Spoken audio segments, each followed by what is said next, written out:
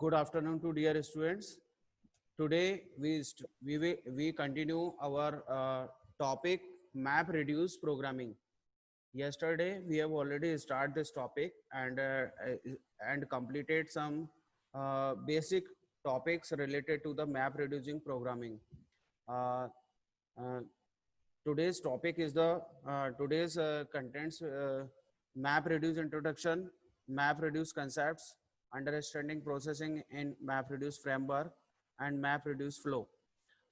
Basically जैसा कि आप लोग कल की क्लास में बहुत सारी चीज़ें पढ़ चुके हैं, उसी टॉपिक को हम लोग कंटिन्यू कर रहे हैं. This is the big topic, है ना. तो इसमें 2 या 3 क्लासेस टोटल लगनी है इस टॉपिक के अंदर. आपके जैसा कि as per the syllabus of university, they have given only the map reduced programming, but in the map reduced programming a lot of topics covered. Okay, so we try to we try to uh, we try to complete the all topics here in the map reduced programming. Okay, uh, from yesterday classes we have I have introduced to you the map reduce operations. Okay, जिसमें हम लोगों ने देखा था कि map reduce में आपको जो भी बेसिक कंसेप्ट हम लोगों ने अभी तक प्रीवियस क्लासेस में पढ़े हैं मैप रिड्यूसिंग में, उसको अभी हमको इम्प्लीमेंटेशन की तरफ जाना है. तो इम्प्लीमेंटेशन करने से पहले मैप रिड्यूसिंग की कुछ बेसिक कंसेप्ट होते हैं जिसको कि हमको समझना बहुत ज़रूरी है, तभी हम प्रोग्रामिंग पर जा सकते हैं. कोई भी प्रोग्रामर को, कोई भी डेवलपर को अगर उसके रिलेटेड इम्प्लीमेंटेशन करना है तो पहले उस कंसेप्ट को समझना पड़ेगा. उस मैप रिड्यूस से रिलेटेड कर रहे हैं तो मैप रिड्यूस के सारे फंक्शंस आपको समझने पड़ेंगे, है ना. तो हमने कल की क्लासेस में मैप रिड्यूस के बारे में बताया था. ये सारी चीज़ें जॉब ट्रैकर, टास्क ट्रैकर हमने कंप्लीट किया था, है ना. फिर इसके बाद एक एग्जाम्पल हम लोगों ने शो किया था, I have shown an example, जिसमें आप लोगों ने जो भी डेटा आपके पास मिल रहा है उस डेटा की मैपिंग कैसे करेंगे वो चीज़ अपन ने देखी थी. और उसमें अपन लोगों ने देखा था introduction to map reduce framework, जिसमें map function and reduce function, two functions are used. उन दोनों फंक्शंस को किस तरह से हमको यूज़ करना है की एंड वैल्यू पेयर्स के फॉर्म में. तो मैपर क्या करता है, रिड्यूसर क्या करता है, ये दोनों चीज़ें मैंने आप लोगों को एक्सप्लेन की हुई थी कल, है ना.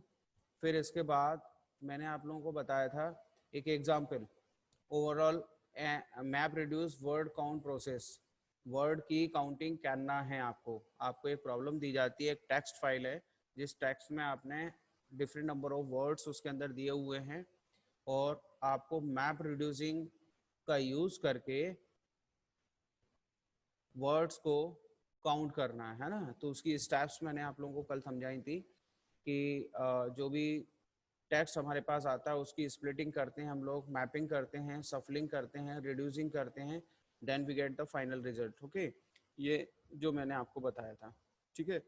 इसके बाद मैंने इसके बाद हम लोग जो डिस्कस कर रहे थे इसमें था understanding process in a map reduce framework. Map reduce framework से रिलेटेड कुछ कुछ प्रोसेसिंग होती है. क्या प्रोसेसिंग होती है कि user run a program on the client computer, है ना, and program submit a job to HDFS. Then job contents, job में क्या क्या होते हैं आपके, जो भी जॉब क्लाइंट के पास आता है उस क्लाइंट के पास आए हुए जॉब को आपको एग्जीक्यूट करवाना है.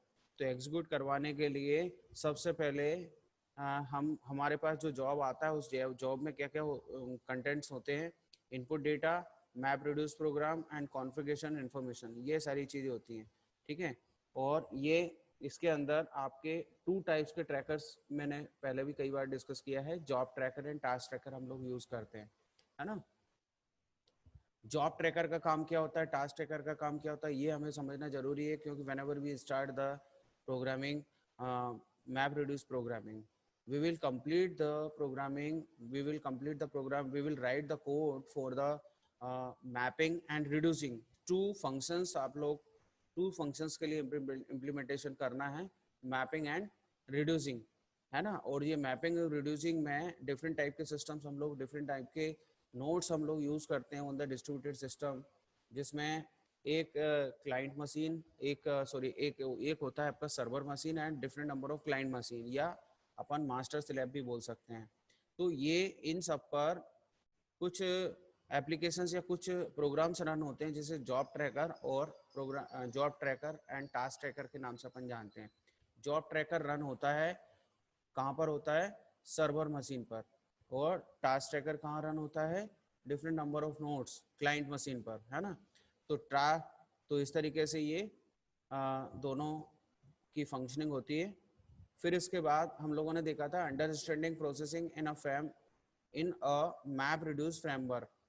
अंडरस्टैंडिंग प्रोसेस, देखिए,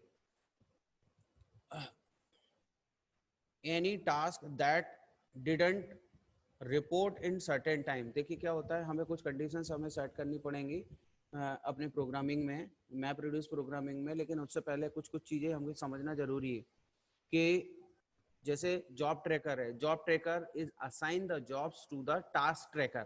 किसको असाइन करता है वो, टास्क ट्रैकर को जॉब्स असाइन करता है। अब टास्क ट्रैकर क्या काम कर रहा है, ऐसा तो नहीं उसका रिस्पॉन्स नहीं मिल रहा है या वो फेल हो गया है, तो जेवीएम जो है जावा वर्चुअल मशीन होती है, वो क्या करती है, अगर वो जॉब जो कि पर्टिकुलर नोड को दिया हुआ है, एनी टास्क, कोई भी टास्क जो कि हमने किसको दे के रखी है,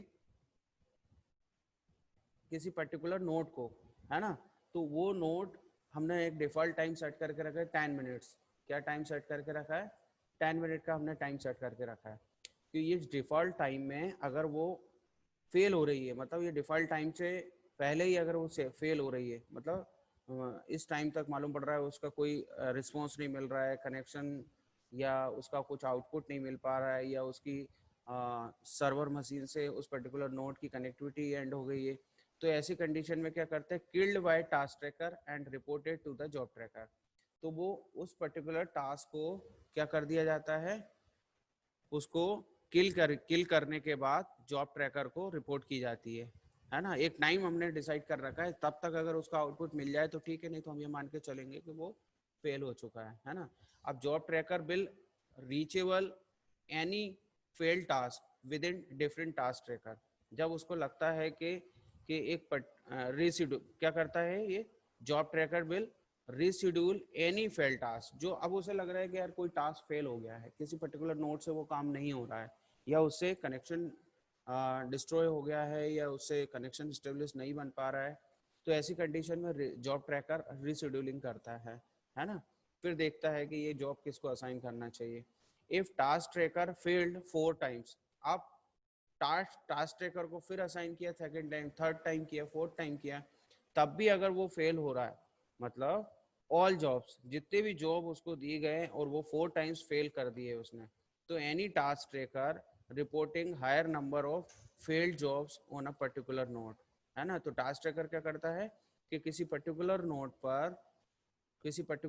पर क्या हो रहा है, वो टास्क बार बार फेल हो रही है, तो तब क्या होता है, we'll be black list the node, वो पर्टिकुलर नोड को हम लोग क्या करते हैं, उस पर्टिकुलर नोड को ब्लैक लिस्टेड कर दिया जाता है। जैसे कि डिस्ट्रीब्यूटेड सिस्टम पर अपन लोग देखते हैं कि एक डिफरेंट नंबर ऑफ जॉब्स आ रहे हैं, उनमें से एक जॉब के डिफरेंट नंबर ऑफ पार्टीशंस कर दिए गए, पार्टीशंस करने के बाद छोटे छोटे जॉब्स बना लिए गए, है ना, छोटे छोटे फंक्शंस बनाए गए, पार्टीशन किए गए, और उनको डिफरेंट नंबर ऑफ नोड को असाइन कर दिया गया। तो हर एक नोड का अपना एक टास्क ट्रैकर होता है। अब उसको टास्क आया, उसने फेल कर दिया, फिर टास्क आया उसके पास, फिर फेल कर दिया, फिर टास्क आया, फिर फेल कर दिया, ऐसा अगर बार बार हो रहा है, तो ऐसी कंडीशन में उस पर्टिकुलर नोड को क्या कर दिया जाता है, म्यूट कर दिया जाता है, sorry sorry sorry sorry sorry, उसको क्या कर दिया जाता है, रिमूव कर दिया जाता है ना। उस पर्टिकुलर नेटवर्क से उसे रिमूव कर दिया जाता है, ब्लैक लिस्टेड कर दिया जाता है। तो अपन उसे क्या बोलेंगे, remove Meta data from name node, है ना। अब job tracker maintain and manage the status of each job, जितने भी नंबर ऑफ जॉब्स उस नेटवर्क पर रन हो रहे हैं, उन सब का स्टेटस जॉब ट्रैकर को मेंटेन करना पड़ता है। Results from field task will be ignore, है ना। तो ये अपन ने क्या देखा, understanding processing in a map reduce framework, ये कुछ चीजें क्या होता है कि ये सब चीजें आपको ये कंडीशंस लगानी पड़ेंगी आपके प्रोग्रामिंग में, आपके फंक्शंस जो भी आप बनाओगे उसमें ये सब कंडीशंस लगानी पड़ेंगी, है ना। अब देखिए map reduce job submission flow. Map reduce में जॉब सबमिशन का फ्लो क्या होता है। जैसे हमने पैरेलली दो अलग अलग नोड लेके रखे हुए हैं, एक नोड ए और नोड बी, या नोड 1 एंड नोड 2, दो नोड हमने लेके रखे हुए हैं।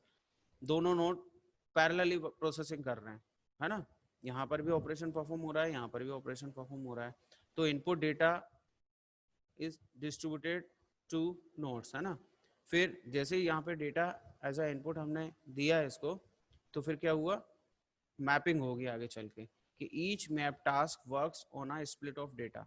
तो जो भी डेटा हमारे पास आया है नोड पर, है ना, उसको बाद में स्प्लिट किया जाएगा। कैसे स्प्लिट किया जाएगा, जो भी जॉब आता है उसे स्प्लिट किया जाता है, और स्प्लिट करने के बाद ये मैपिंग की प्रोसेस आती है, और मैपर क्या करता है, मैपर उसको प्रोसेस करता है। प्रोसेस करने का, और मैपर आउटपुट इंटरमीडिएट डेटा, मतलब जो भी डेटा हमारे पास यहाँ से आया है उस डेटा पर मैपिंग की जाती है, और मैपिंग करने के बाद हमें क्या मिलता है, इंटरमीडिएट डेटा मिल रहा है यहाँ पर, है ना।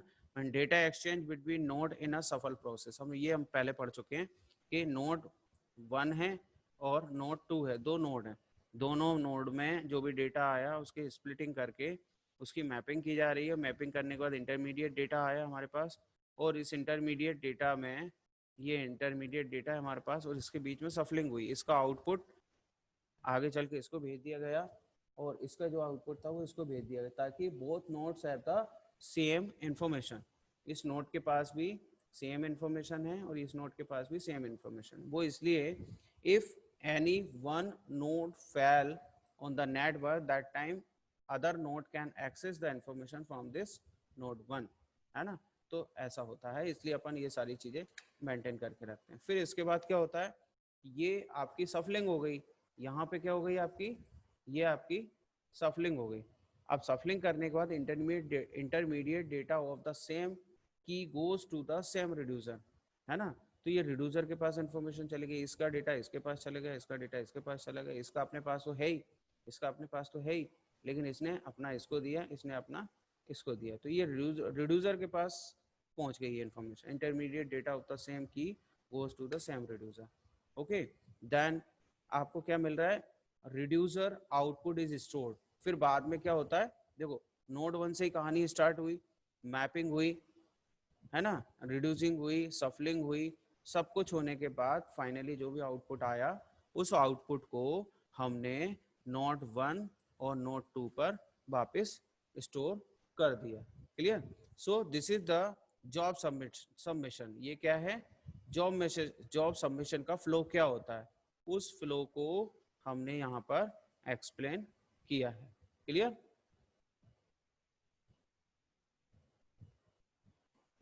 है ना। अब इसके बाद अपन आगे बढ़ते हैं, map reduce flow mapper. Map reduce flow mapper, mapper का फ्लो क्या होगा, वही जो पहले अपन ने देखा वही चीजें हैं। इनको अपन फिर बाद में आगे चल के इनको समझना है कि इनपुट फाइल है आपके पास, एक इनपुट फाइल है, अलग अलग डेटा आपके पास है। ये डेटा का अपना एक फॉर्मेट होता है, जिसमें जो भी इनपुट फाइल आई उसको स्प्लिटिंग की जाती है, स्प्लिटिंग की जाती है, स्प्लिटिंग की जाती है। बड़ी बड़ी फाइल मैंने आप लोगों को शुरू में बताया था कि हडूप हडूप के बारे में मैंने बताया था कि Hadoop is support to us for the big file. Number of files should be lesser but their size may be huge size, मतलब ह्यूज साइज वाली फाइल, बिग स्टोरेज फाइल को हडूप सपोर्ट करता है। लेकिन फाइल कैसी होनी चाहिए, कम से कम होनी चाहिए। तो अब जब बड़ी फाइल आएगी, बिग फाइल आएगी, आपका बिग डेटा में जो डेटा आता है वो साइज, फाइल की साइज बड़ी होती है, और फिर उसको बाद में अपने स्प्लिटिंग करनी पड़ती है प्रोसेसिंग के लिए, छोटे छोटे पार्ट में किया करना पड़ता है। फिर जाके अपन लोग यहाँ पर एक रिकॉर्ड रीडर होता है, जिसके बारे में मैं अभी नेक्स्ट स्लाइड में बताने वाला हूँ। रिकॉर्ड रीडर की प्रोसेस होती है, और रिकॉर्ड रीडर होने के बाद आपकी मैपिंग स्टार्ट होती है। देखिए अपन को ऐसा लगता है कि इनपुट डेटा डायरेक्ट मैपर के पास चला गया, ऐसा नहीं है। इनपुट जो इनपुट से डेटा आता है, उस डेटा को पहले स्प्लिटिंग होती है, देन रिकॉर्डिंग होती है ना, रीडिंग होती है, देन मैपर के पास पहुंचता है। ये आपका हिडन पार्ट है जो अपन जनरली अपन इनपुट के बाद डायरेक्ट रिड्यूसर मैपर दिखा देते, है ना। वैसे ही सेम टू सेम यहाँ दिखा है, इनपुट फाइल है, इनपुट स्प्लिट, इनपुट रिकॉर्ड, वही उसी चीज को अपन ने रखा है। मतलब we are taking here the file number 1 and file number 2, दो फाइल अपन ले सकते हैं बाद में प्रोसेसिंग के लिए। तो ये मैप रिड्यूस फ्लो मैपर अपन ने देखा। फिर इसके बाद मैप रिड्यूस फ्लो सफलिंग, सफल एंड सॉर्ट।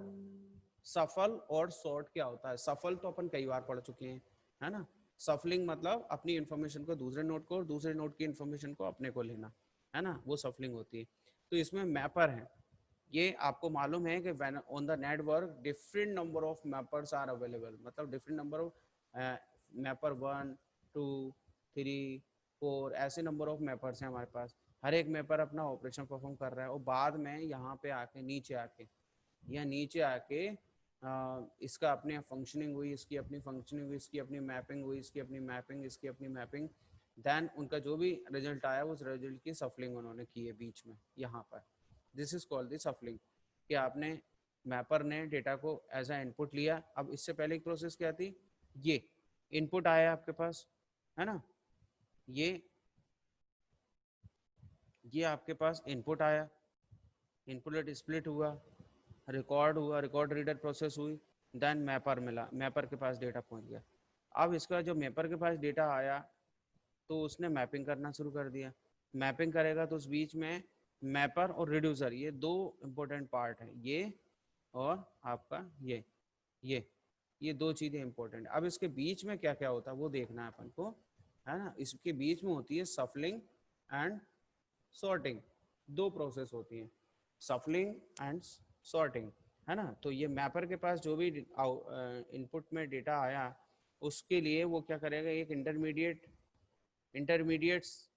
सेक्शन होता है ये, है ना। तो उसमें क्या करता है मैपर, पार्टिशनर, पार्टिशनर के थ्रू पार्टीशंस, जो भी उसके पास अलग अलग पार्टिशनर आए, पार्टिशनर के क्या ऑपरेशन होते हैं, क्या फंक्शन होते हैं, नेक्स्ट स्लाइड में हर एक के बारे में अपन को पढ़ना है। तो जो भी पार्टीशंस आपने किए उनके पार्टीशनिंग करने के बाद उनको आपने शेयर कर लिया among the different number of पार्टिशनर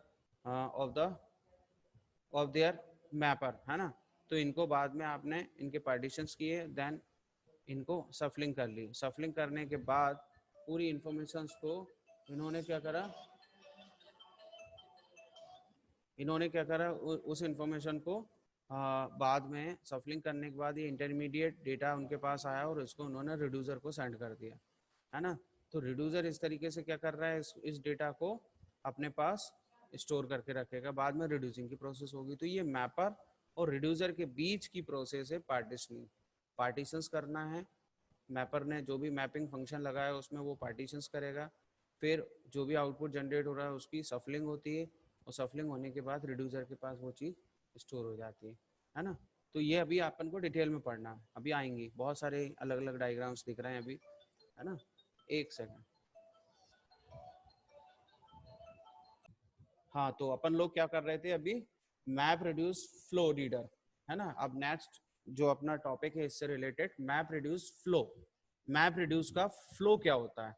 mapping और रिड्यूसिंग, दो मेथड, दो फंक्शंस अपन लोग डिस्कस कर रहे हैं, और इनको जब तक नहीं समझेंगे जब तक आप प्रोग्रामिंग सेक्शन में नहीं पहुंच सकते। तो ये जो रिड्यूसर के पास इंफॉर्मेशन आ गई, देखिए ये रिड्यूसर के पास आ गई इंफॉर्मेशन, तो नेक्स्ट स्लाइड में हमने ये रिड्यूसर से स्टार्ट किया है। तो रिड्यूसर ने जो भी इंफॉर्मेशन को अपने पास लिया, और लेने के बाद एक रिकॉर्ड राइटर यूज करते हैं हम लोग। अब सबके फंक्शन, सबकी डेफिनेशन में आपको अलग से समझाने वाला हूँ, टेंशन मत लेना। तो रिड्यूसर क्या करता है, जो भी प्रोसेस करता है उसको, फिर इसके बाद उसी के अंदर एक रीड राइटर फंक्शन परफॉर्म होता है, और then we get the output. एक ये होता है। अब देखिए यहाँ से आपको चीजें समझ में आएंगी, है ना। एक मैंने कंप्लीट डायग्राम दिया है आपके लिए, मैप रिड्यूस, है ना। मैप रिड्यूसिंग किस तरह से होती है, देखिए सबसे पहले आपके पास आती है फाइल। ये देखिए ये फाइल आई है आपके पास, है ना। हमने दो नोड लेके रखे, नोड 1 एंड नोड 2। तो इसमें देखिए आपके पास फाइल आई है, इस फाइल से डेटा को एक्सेस किया गया in input format, whatever format. तो वो डेटा हमारे पास जो आया है, उस डेटा को हमने स्प्लिटिंग की है ना। क्या करिए, स्प्लिटिंग, छोटे छोटे पार्ट में डिवाइड किया है, उसको स्प्लिट किया है। रिकॉर्ड रीडर, यहाँ पर एक रिकॉर्ड रीडर ऑपरेशन परफॉर्म होता है। रिकॉर्ड रीडर यहाँ से डेटा को रिकॉर्ड रीडिंग की प्रोसेस करेगा, देन मैपर को वो प्रोसेस करा देगा, है ना। अभी मैं रिकॉर्ड रीडर वगैरह इनके सबके बारे में काफ़ी डिटेल में बताने वाला हूँ आप लोगों की, है ना, इसलिए डोंट वरी। तो अपन लोग क्या कर रहे हैं, देखिए, फिर इसके बाद मैपिंग होगी। मैपिंग के बाद हम लोग पार्टीशनिंग, पार्टीशनर एक फंक्शन होता है जो पार्टीशनिंग करता है, देन सॉर्टिंग होती है ना, और देन रिड्यूसिंग, रिड्यूस की प्रोसेस होगी। यहाँ से इनपुट आया, यहाँ मैपिंग हुई आपकी, और मैपिंग होने के बाद यहाँ पर आपकी रिड्यूसिंग की प्रोसेस हो रही है, then we get the output. देखिए इसमें यहाँ से ये फ्लो चल रहा है आपका, ये यहाँ तक आ रहा है ना। इसमें बहुत सारी चीज़ें हो रही हैं, वो सब अपन ने पढ़ना है।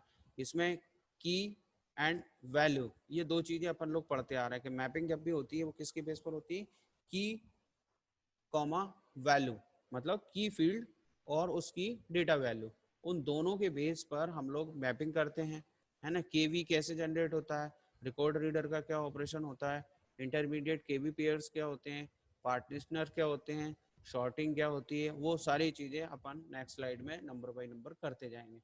Same to same we have taken here the second node where first loaded from local HDFS store, local या SDFS, लोकल ड्राइव हो सकती है या SDFS हो सकती है, वहां से हम डेटा को एक्सेस करेंगे और बाद में वही सेम टू सेम प्रोसेस दोनों की चलेगी। फिर यहाँ देखिए, यहाँ पर मैपिंग हुई, पार्टीशनिंग हुई, और पार्टीशनिंग होने के बाद इसका जो आउटपुट होगा नोड 2 का, उस आउटपुट को अपन ने किसको भेज दिया, ये देखिए इसके पास आ गया, नोड 1 के पास, और यहाँ का आउटपुट ये जा रहा है आपका इसके पास। दोनों ने अपनी इंफॉर्मेशन को शेयर किया है यहाँ पर, है ना। ये होती है सफलिंग प्रोसेस, इसे क्या बोलते हैं, सफलिंग प्रोसेस अपन बोलते हैं, है ना। तो ये रिकॉर्ड रीडर के और वी वैल्यू के पेयर के बेस पे मैपिंग हुई, फिर इंटरमीडिएट के वी पेयर्स हमें मिल गया, फिर शॉर्टिंग हो रही है, रिड्यूसिंग हो रही है, फिर फाइनल के वी पेयर हमको मिल गया, और उस फाइनल के वी एस पेयर्स के बाद जो भी आउटपुट आ रहा है वो write back to local H D F S store. H D F S में, local H D F S में जाके आपने इसको स्टोर करा दिया। तो ये प्रोसेस चलती रहती है ना। अब इसको अपन को समझना है, कैसे समझोगे आप लोग, देखिए कुछ अपन जावा के पॉइंट ऑफ व्यू से यहाँ पर डिस्कस कर रहे हैं। देखिए जावा लैंग्वेज जो होती है, जावा लैंग्वेज में आप लोगों को पता है कि we use the different, we import the different number of files, है ना। जैसे पैकेज वगैरह अपन उसमें इंपोर्ट कराते हैं, देन उसके जो भी फाइल वगैरह इंपोर्ट कराते हैं, फिर उसके अंदर नंबर ऑफ क्लासेस होती हैं, फिर क्लासेस के अंदर नंबर ऑफ फंक्शंस होते हैं। तो उसमें जब अपन हडूप की बात कर रहे होते हैं, हडूप के लिए प्रोग्रामिंग लिखते हैं इन द जावा लैंग्वेज, तो जावा लैंग्वेज में लाइब्रेरी फाइल्स पहले से ही बनी हुई हैं, है ना। org.apache.hadoop.config, है ना, org.apache.hadoop मैप रीड, है ना। तो ये किसके लिए होती है, ये कॉन्फ़िगरेशन सेट करने के लिए होती है ये वाली फाइल। ये मैप रिड्यूस जॉब और फॉर्मेटिंग के लिए होती है ये वाली फाइल, है ना। इसमें ये इतने सारे फंक्शंस यूज होते हैं, ये कॉन्फ़िगरेशन फंक्शन, कॉन्फ़िगर टूल। इसमें सेकंड वाली फाइल में job client, job configuration, map reduce base, mapper, reducer, file input format, file output format, है ना, file output format, text input format, text output format, output collector, reporter, so and so. तो इस तरह से ये purpose होता है, ये फाइल को हमें इंपोर्ट कराना होता है, और उसमें इतनी सारी क्लासेस और इंटरफेसेस होते हैं हमारे पास, है ना। तो इस तरीके से ऐसी डेटा फाइल्स होती है। इसके बाद फाइल सिस्टम के लिए हम ये यूज़ करते हैं, यूटिलिटीज़ के लिए ये यूज़ करते हैं, और नेटिव जावा के लिए ये इंपोर्ट अपन कराते हैं। तो इस तरीके से ये क्या है, मैप रिड्यूस एपीआई, एक ओवरव्यू हमने देखा। फिर इसी तरीके से map reduce API data types. अब डेटा टाइप्स कौन कौन से हम लोग यूज़ कर सकते हैं यहाँ पर हडूप के लिए, मैप रिड्यूसिंग के लिए। बूलियन राइटेबल होता है एक, बाइट राइटेबल होता है, उसकी साइज होती है, फ्लोट राइटेबल 4 बाइट होता है, इंटीजर राइटेबल होता है एक 4 बाइट होती है, लॉन्ग राइटेबल होता है 8 बाइट होती है, टेक्स्ट 2 GB होता है। तो इस तरीके से ये सारी नंबर ऑफ डेटा टाइप्स अपन लोगों ने देखे कि writable wrapper classes for Java primitives, है ना। अब देखिए, अब थोड़ा सा अपन समझेंगे इस चीज को थोड़ा सा डीपली, है ना। जैसे आपने ये वाला डायग्राम देखा था स्टार्टिंग में, मैंने इस डायग्राम का एक पर्टिकुलर छोटा सा सेक्शन इसमें लिया हुआ है, मैप रिड्यूस इनपुट फॉर्मेट। अब ध्यान से समझना, मैप रिड्यूस इनपुट फॉर्मेट क्या होता है ना। Map reduce input format, how the input files are split up and read is defined by the input format. हमें जो भी फाइल आई है हमारे पास बिग डेटा की, उस फाइल को कैसे स्प्लिट अप करना है, स्प्लिट करना है ना, एंड रीड करना है, this is defined by the input format में इस चीज़ को डिफाइन किया जाता है ना। क्योंकि अपने मालूम है कि जो इनपुट आया वो इनपुट को बाद में स्प्लिट करना है, स्प्लिट करने के बाद रीड रिकॉर्डर अप्लाई करना है अपन को। तो अपन डिस्कस कर रहे हैं इनपुट मैप रिड्यूस, है ना। तो इसमें input format is a class. Input format क्या है, जावा में एक क्लास है दैट डज द फॉलोइंग। क्या क्या करता है वो इनपुट फॉर्मेट, ये इनपुट फॉर्मेट जो है क्या करता है, select the files that should be used for input. Input format क्या करता है, यहाँ से फाइल को सिलेक्ट करता है ना। ये फाइल को सिलेक्ट किया इसने, है ना, ठीक है। Define the input splits the break a file, ये डिफाइन करता है, ये इनपुट क्या डिफाइन करता है कि जो भी फाइल को हमने यहाँ से एक्सेस किया है उस फाइल को क्या करना है हमको, define the input splits that break a file, कैसे ब्रेक डिफाइन, कैसे ब्रेक करना है अपन को, है ना, कैसे स्प्लिट करना है। फिर इसके बाद provides a factory for record reader object that read the file. ये इनपुट फॉर्मेट ही रिकॉर्ड रीडर फैक्ट्री क्या करता है, provides a factory for record reader object. Record reader object को कैसे, फाइल को कैसे रीड करना है, ये हमको कौन प्रोवाइड कर रहा है, इनपुट फॉर्मेट कर रहा है। इनपुट फॉर्मेट हमें रिकॉर्ड रीडर फैक्ट्री प्रोवाइड कर रहा है, जो कि स्प्लिट की हुई हमारी फाइल के कंटेंट को रीड करने का काम करती है। क्लियर, समझ में आया आप लोगों को कि इनपुट फॉर्मेट में, इनपुट फॉर्मेट क्या करता है, हमें हमें क्या करता है, वो डेटा को, जो भी डेटा फाइल हमारे पास आई है उस फाइल को कैसे स्प्लिट करना है, ये प्रोसेस इनपुट फाइल में होती है। Then input format is provide the record reader factory which read the content of the big data file।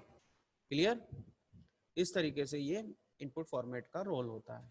Then we comes to the map reduce API input format. अब आप Java language की अगर अपन बात करें तो इनपुट फॉर्मेट में क्या क्या होते हैं, है ना। जब आप इसकी प्रोग्रामिंग करेंगे तो उसमें ये सारी चीज़ें होती हैं। Input format, text input format हो सकता है, की value input, key value text input format हो सकता है, सीक्वेंस फाइल इनपुट फॉर्मेट हो सकता है, के और वी के फॉर्म में रहता है, की value and data data value, ये की वैल्यू है और ये डेटा की वैल्यू है ना। एन एल इनपुट फॉर्मेट होता है एक, है ना, इनलाइन फॉर्मेट, एनलाइन फॉर्मेट भी अपन बोल सकते हैं। तो ये सारे उसकी डिस्क्रिप्शन है उसकी, ठीक ना। अब जैसे इसमें लिखा हुआ है कि टेक्स्ट इनपुट फॉर्मेट क्या है, each line in text file is record. की वैल्यू इनपुट फॉर्मेट में each line is record, first separator divides each line, है ना। इसी तरीके से सिक्वेंशियल फाइल फॉर्मेट में होता है all input format for reading sequence file, है ना। एन लाइन, एन लाइन मतलब like text input format but each split is guaranteed, new line generate to have exactly N lines set by, है ना। और उसके लिए ये फंक्शंस यूज होते हैं, ये की वैल्यूज होती हैं, मतलब ये पूरी डिस्क्रिप्शन है। I will send you this PPT to you, then you can write in your copy, your notebook, okay। Now we have only the 4 minutes, so we will uh, we will continue this topic in the next class, okay। This is the big topic, so this will be complete in within the 2 to 3 classes, 3 class, 4 class, okay। We will stop here.